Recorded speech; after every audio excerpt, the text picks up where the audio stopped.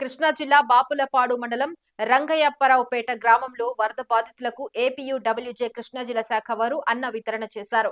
గత 9 రోజుల నుంచి బుడమేరు ముంపునకు గురైన రంగయ్య అప్పారావుపేట గ్రామంలో ఉన్న వితరణ కార్యక్రమం నిర్వహించారు. ఈ సందర్భంగా ఈ వీడియో కృష్ణా జిల్లా ఉపాధ్యక్షుడు రాజశేఖర్ మాట్లాడుతూ తాము విలేకరులకి ఇబ్బందులను ఆదుకుంటే మాత్రమే కాదు, ప్రజలకు ఇబ్బంది కలిగినప్పుడల్లా వివిధ రకాల సేవా కార్యక్రమాల ద్వారా సేవ చేస్తున్నట్లు తెలిపారు.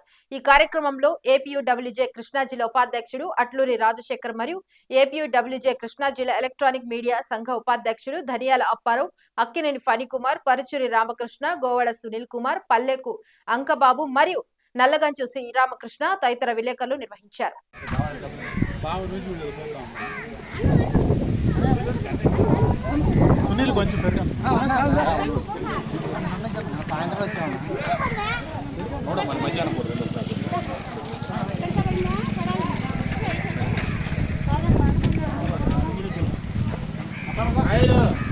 కనపడతలేదు ఏంటి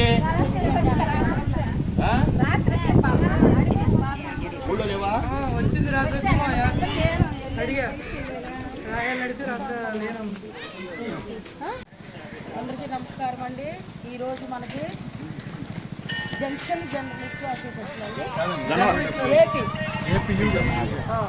ఏపీయూడబ్ల్యూజే అసోసియేషన్ జర్నలిస్ట్ అసోసియేషన్ వారు ఈరోజు మన కొరకు మధ్యాహ్నం అన్నదాన కార్యక్రమం చేయడానికి వారు వచ్చి ఉన్నారండి.